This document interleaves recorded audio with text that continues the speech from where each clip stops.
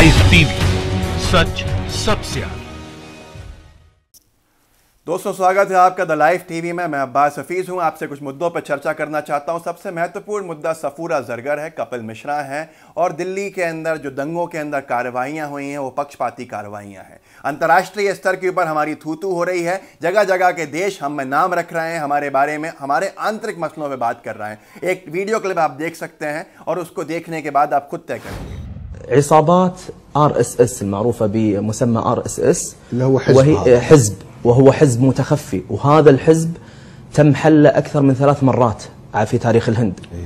وأيضا هذا الحزب مسؤول عن كثير من الاعتداءات اللي حصلت في الهند، وكذلك هذه الاعتداءات كانت تقريبا يعني منذ أكثر من يمكن 8 شهور أو 7 شهور، وأكثر من ذلك كانت تتكرر هذه الاعتداءات بين كل فترة وفترة.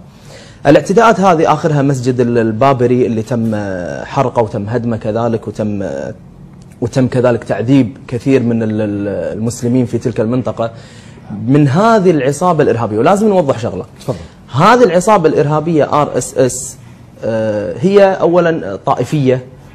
هذه العصابة أيضا كثير من الهندوس في الهند يرفضون ممارسات هذه العصابة. ويمكن لاحظت أنت أبو أحمد كثير من الرسائل وصلتنا من الهندوس بأنها تقول إحنا ترى وياكم ويا إخواننا الهنود المسلمين الموجودين، وربما أيضا يتعرضون للاعتداءات يعني هذول، لأن هذا الحزب الإرهابي لا يعترف أصلا بإنسانية، بنصرة المظلوم، بغيره، ما يعرف إلا سفك الدماء، ما يعرف إلا الاعتداءات. ولو نشوف الصور والمقاطع أيضا إن شاء الله اللي راح نعرضها راح تشوف العجب العجاب.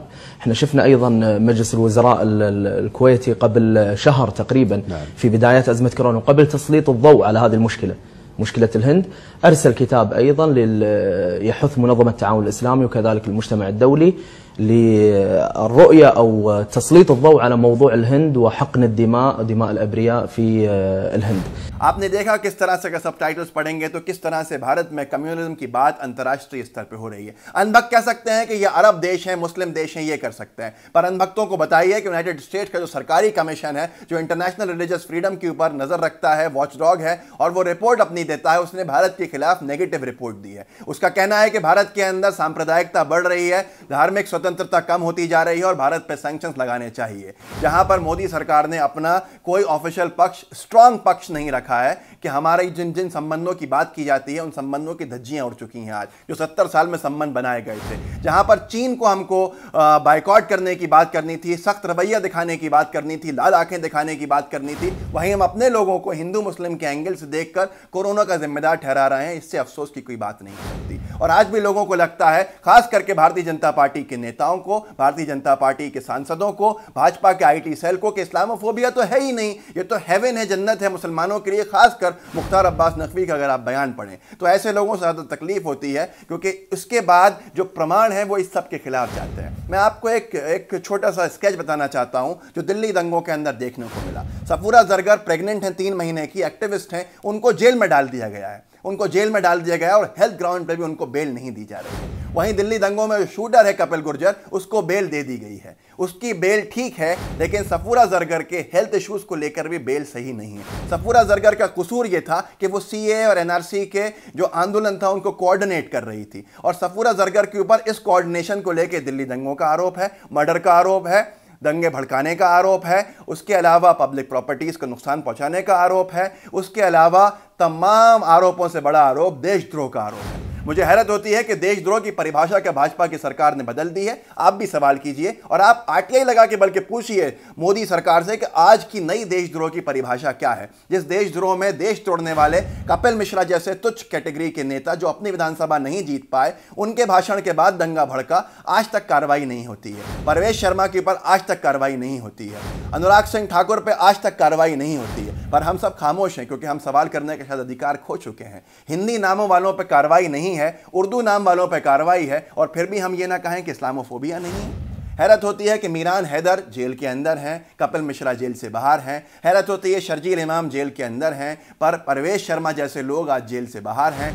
Delhi court के अंदर एक क्लिप चलाते हैं जज साहब FIR कराने के लिए, कि पुलिस वालों से सवाल पूछने के लिए, कपिल मिश्रा के भाषण के वीडियो क्लिप चलाई जाती है कि इसके बाद भी आपको लगता है, वो सवाल करते हैं जज साहब कि एफआईआर नहीं होनी चाहिए, कार्रवाई नहीं होनी चाहिए। कार्रवाई छोड़िए, एक दिन का मोहलत देते हैं, उस एक दिन की मोहलत के अंदर जज साहब के ऊपर कार्रवाई हो जाती है, उनका ट्रांसफर हो जाता है और नए जज साहब आके बहुत लंबा टाइम के लिए पेशी आगे बढ़ा देते हैं कि यह अभी इंपॉर्टेंस का मसला नहीं है, इसको और आगे जाके सुना जा सकता है, दूसरे महत्वपूर्ण चीजें हैं। उसके बाद भी आपको लगता है कि हम ये ना कहें कि इस्लामोफोबिया नहीं है। आज अंतर्राष्ट्रीय देश के जो संगठन है वो हमारे ऊपर कार्रवाई की बात कर रहे हैं, जो यूनाइटेड स्टेट्स में हुआ। वहीं पर एमनेस्टी इंटरनेशनल है, जो ह्यूमन राइट्स के ऊपर का वॉचडॉग है, पूरी दुनिया को लेकर संगठन है, जिसके हर देश के ऊपर नजर रहती है, हर देश में उसके शाखा हैं, एक तरह से कह सकते हैं। एमनेस्टी इंटरनेशनल यूके के अंदर है, जिसका फाउंडर एक पीटर करके है। पीटर करके नाम बताना इसलिए जरूरी है क्योंकि हो सकता है कि अनबख्त इसको भी मुस्लिम और इस्लाम से जोड़ दें।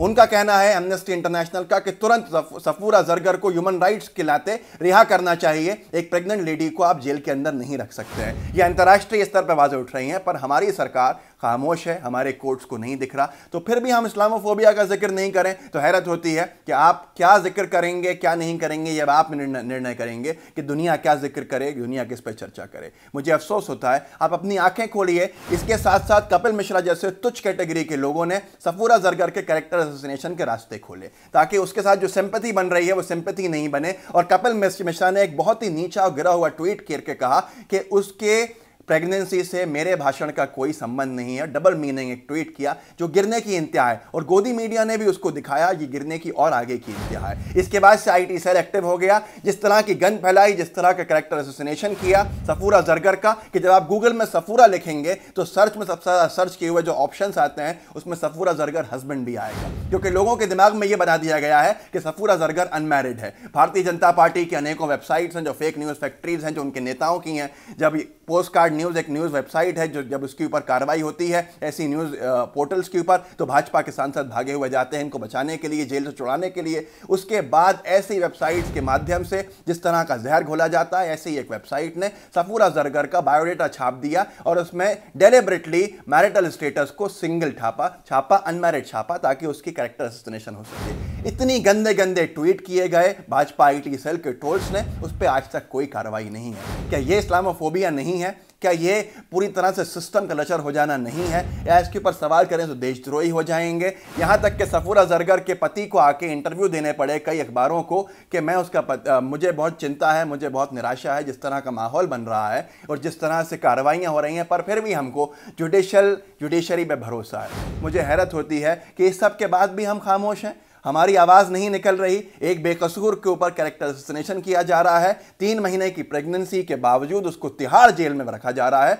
कोरोना के चलते। कौन जिम्मेदार होगा अगर कल को उसकी मौत होती है? तो आप सवाल नहीं करेंगे, क्योंकि आपके सवाल से शायद आप कम्युनल हो जाएंगे। ये 20% लोग जो देश को तोड़ रहे हैं, इनसे बचिए, इनसे सवाल कीजिए। मोदी सरकार से सवाल कीजिए कि अपने पास कोई उपलब्धि नहीं है गिनाने को, तो इस तरह से लोगों को बांट कर राज करेंगे ताकि कोई इन पे कोरोना का आरोप नहीं लगा सके, कोई इनसे सवाल नहीं पूछ सके, कोई इनकी नाकामियों पे सवाल नहीं कर सके। क्या यही एक लोकतंत्र है? क्या हम एक जिंदा लोकतंत्र में हैं या लोकतंत्र मर चुका है? हम डिमांड करते हैं कि सफूरा जरगर को हेल्थ इश्यूज के चलते रिबेल पे रिहा किया जाए, क्योंकि ये इस्लामोफोबिया ही है कि कपिल मिश्रा पे कार्रवाई नहीं है, सफूरा जरगर जेल में है। 2 लोगों को ऊपर गोली चलाने का आरोप है जिनके फोटोज आए, कपिल गुज्जर को बेल दे दी गई है, वहीं शाहरुख जेल के अंदर है। ये भेदभाव नहीं है तो क्या है? आपको शायद थोड़े से वोट मिल सकते हैं भारतीय जनता पार्टी के नेताओं, पर जिस तरह से भारत टूट रहा है उसके जिम्मेदार भी आप हैं, और आप लोग भी हैं जो देख रहे हैं, क्योंकि आप आवाज नहीं निकाल रहे हैं। हम भी हैं जो देख रहे हैं, हम आवाज नहीं उठा रहे हैं। आवाज उठाइए, लोकतंत्र को जिंदा रखिए।